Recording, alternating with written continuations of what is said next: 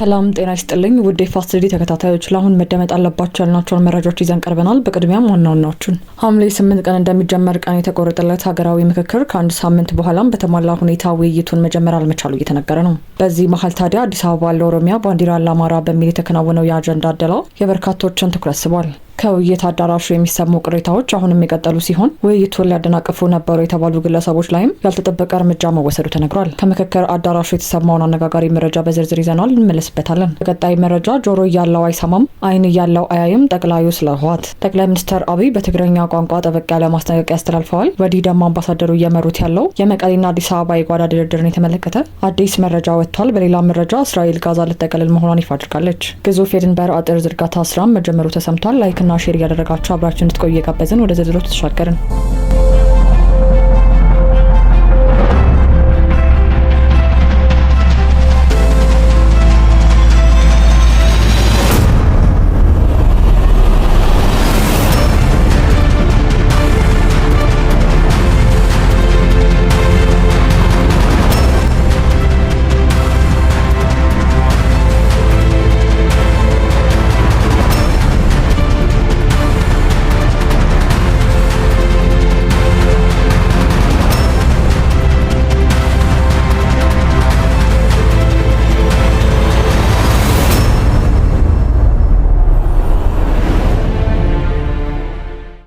ጠቅላይ ሚኒስትር ዶክተር አብይ አህመድ በትግርኛ ቋንቋ ለህወሓት የመጨረሻውን ማስጠንቀቂያ ያዘለ መልእክት አስተላልፈዋል። ቡድኑ አዲስ ነገር ለመስማትና ለማየት ፍላጎት የለውም ያሉት ጠቅላይ ሚኒስትር አብይ አክለውም ህወሓት ወደ መሬት መውረድ በማይችል ያረጀ አስተሳሰብና ሀሳብ የታጠረ ድርጅት መሆኑን አክለው ገልጸዋል። የፌዴራል መንግስቱን ከ2013 ጦርነት በፊት ሲጠራበት በነበረው የጥላቻ ቃላት ጭምር በመጥራት እየወረፈ የሚገኘው ህወሓት በክልሉ የተለያዩ አካባቢዎች ብልጽግናን መቅበር በሚል አጀንዳ ህዝባዊ መድረኮችን እያዘጋጀና ታጣቂ እያሰማራ ባለበት ወቅት ነው የጠቅላይ ሚኒስትሩ ከበድ ያለ ማስጠንቀቂያ የተሰማው። ህወሓት ራሱን ወደ አደጋ የሚከቱ እርምጃዎችን ሲወስድ መቆየቱንና አሁንም ተመሳሳይ የስህተት እርምጃዎችን እየተከተለ እንደሚገኝ የገለጹት ጠቅላይ ሚኒስትር አብይ ይህ ጭር ሲል አለመውደድ ደግሞ ጤና ያለው ድርጅት ባህሪ አይደለም ሲሉም የቡድኑን ጸባጫሪነት አንጸባርቀዋል። ጠቅላይ ሚኒስትሩ አክለውም ቡድኑ አዲስ ነገር ለመስማት ጆሮ የለውም፣ አዲስ ነገር ለማየት ዓይን የለውም፣ እንዲሁም ከስህተቱ ለመማር ፍላጎትም የለውም በማለት ከህወሓት ጋር በሰላማዊ መንገድ ለመነጋገር ነገሮችን እያከበደ ስለመሆኑ የገለጹ ሲሆን አዲስ ነገር ለመስማት ዝግጁ ያልሆነ ድርጅት ለህዝቡ ጥሩ ስራ ይሰራል ተብሎ አይጠበቅም ሲሉም ወቅሰዋል። በቅርቡ በፓርላማ ቀርበው ትግራይን እየበጠበጡ ያሉት ጥቂት ምርኮኞች መሆናቸውን የገለጹት ጠቅላይ ሚኒስትር አብይ አሁን የክልሉን መንግስት እያስተዳደሩ የሚገኙት የህወሓት መሪዎች በሁለት ዓመታቱ ደም አፋሳሽ ጦርነት ወቅት በመከላከያ ሰራዊት ተማርከው በምህረት የተለቀቁ ወይም መማረክ እየተቻለ ለሰላም ሲባል የተተወ መሆናቸውንም መግለጻቸው አይዘነጋም። ይህ በእንዲህ እንዳለ በቅርቡ መቀሌ ደርሰው የተመለሱት የአሜሪካ አምባሳደር ኤርቪን ማሲንጋ ህወሓትና ብልጽግናን ከመጋረጃ ጀርባ እያደራደሩ መሆኑ ተሰምቷል። በመቀሌና ለ4 ኪሎ ቤተ መንግስት ቅርበት ያላቸው ምንጮች ያወጡት ጥብቅ መረጃ እንዳመላከተው ከሆነ በሁለቱ አካላት መካከል የቀጠለው የድርድር ሂደት ጥሩ ጅማሬን ያሳየ ቢሆንም በታሰበው ልክ እየሄደ አለመሆኑን የታወቀው። በቀጣይ መረጃ ከ4 ዓመታት ጥበቃ በኋላ ወደ ዋናው የምክክር ምዕራፍ መግባቱን ያስታወቀው ሀገራዊ ምክክር ኮሚሽን በጥንቃቄ ተለይተዋል ባላቸው 8 አጀንዳዎች ላይ የመጨረሻው ምክክር ለማድረግ ተወያዮቹን ከአራቱም የሀገሪቱ ማዕዘናት ቢያሰባስብም ውይይቱ እንዲጀምር ከተፈቀደለት ቀን አንድ ሳምንት መዘግየት በኋላ በተሟላ ሁኔታ ለመጀመሩ እዚህም እዚያም ቅሬታዎችን እያስነሳ ነው። የምክክሩን ሂደት ካንጓተተው ጉዳዮች መካከል አንደኛው ሁሉንም አጀንዳዎች ተመካካሪዎች በሙሉ በሚሳተፉበት ሁኔታ ከመካሄድ ይልቅ ተወያዮቹን በንዑስ ቡድኖች ተከፋፍለው በተመረጡ አጀንዳዎች ላይ ብቻ እንዲወያዩ መታቀዱ ሲሆን ከዚሁ ጋር ተያይዞ የአጀንዳ ክፍፍሉም ሌላ ትኩሳት ይዞ መምጣቱን የምክክሩ ተሳታፊዎች እየገለጹ ናቸው። እንደ ተሳታፊዎቹ መረጃ ከሆነ የአዲስ አበባ ጉዳይ ከኦሮሚያ ክልል የመጡ ተወካዮች፣ የባንዲራ ጉዳይን ደግሞ ከአማራ ክልል የመጡ ተመካካሪዎች እንዲወያዩበት መሰጠቱ ትልቅ ቅሬታን አስነስቷል። የምክክር ጉባኤው ኮሚሽኑ ባዘጋጀው ሳይሆን መንግስት በመረጣቸው የምክክር አጀንዳዎች እንዲወያዩ መገደዳቸውን ተሳታፊዎች ገልጸዋል። 4000 ተሳታፊዎችና 3000 ተባባሪዎች አሉኝ ያለው የኢትዮጵያ ሀገራዊ ምክክር ኮሚሽን የገጠመውን ውዝግብ መፍታት እንደተሳነው ከተሳታፊዎቹ አንደበት ተሰምቷል። በዚህ ጉዳይ አስተያየታቸውን የሰጡ ተሳታፊዎች አንዳንድ አጀንዳዎች ይመለከታቸዋል ለተባሉ ብሔሮች እየተለዩ መቅረባቸውን በቅሬታ መልክ አንስተዋል። ከኦሮሚያ ክልል ለመጡ ተሳታፊዎች የአዲስ አበባና የድሬዳዋ ጉዳይ፣ ከአማራ ክልል ለመጡት የህገ መንግስትና የባንዲራ ጉዳይ ላይ ብቻ እንዲመክሩ መደረጉን በግልጽ አሳታፊነቱንና አካታችነቱ ላይ ጥያቄ ማስነሳቱን ተናግረዋል። ይህ አሰራር በፖለቲካ ፓርቲዎች ዘንድ ቅራኔን ፈጥሯል ተብሏል። አንዳንድ የፓርቲ አመራሮች ምክክሩ ሁሉንም አጀንዳዎች ሳያካትት በአንዳንድ ጉዳይ ላይ ማተኮሩን አንቀበልም ማለታቸውን ተከትሎ ኮሚሽኑ ከመንግስት ጋር ልምከረበት በሚል ለጊዜው አቆይቶታል ነው የተባለው። በጉባኤው መዘግየትና በአጀንዳ መረጣ ያልተስማሙ አንዳንድ የምክክር ተሳታፊዎች ወደ መጡበት አካባቢ እንመለስ የሚል ጥያቄ ማቅረባቸው ተሰምቷል። ነገር ግን ምክክሩ ልታደናቅፉ ነው በሚል ዛቻ አዘል ማስጠንቀቂያ ከደረሳቸው በኋላ ውሳኔያቸውን ቀልብሰዋል ተብሏል። ከዚህ ስህተት በኋላ በጸጥታ ኃይሎች ስልካቸው የተወሰደባቸውና እንዳይጠቀሙ የተከለከሉ ተሳታፊዎች እንዳሉ ተገልጿል። የምክክር ጉባኤው የዘገየበት ዋነኛ ምክንያቱም በተፈጠረው አለመግባባት እንደሆነ ተገልጿል።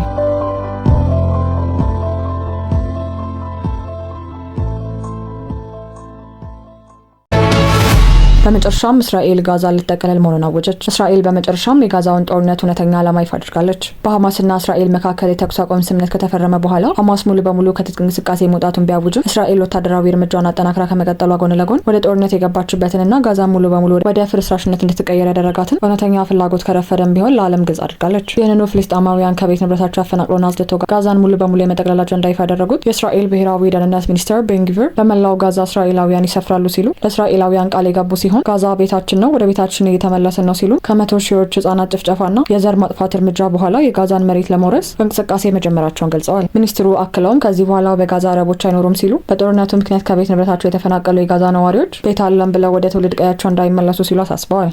ከዚሁ ጋዛን የመጠቅለል እርምጃ ጋር ተያይዞ ተግባራዊ እርምጃው የተጀመረ ሲሆን እስራኤል ጋዛን ለሁለት በመክፈል ግዙፍ የድንበር አጥር እየዘረጋች መሆኑንም ተረጋግጧል። የእስራኤል ጦር ከግማሽ በላይ የሚሆነውን የጋዛ ሰርጥን ክፍል ከተቀረው አካባቢ ለመለየትና በቋሚነት ለመቆጣጠር የሚያስችል ግዙፍ የአፋር ክልልና ጉድጓድ እየገነባ መሆኑን የተሰማ ሲሆን ይህንን የሚያሳይ አዳዲስ የሳተላይት ምስሎች ይፋ ተደርገዋል።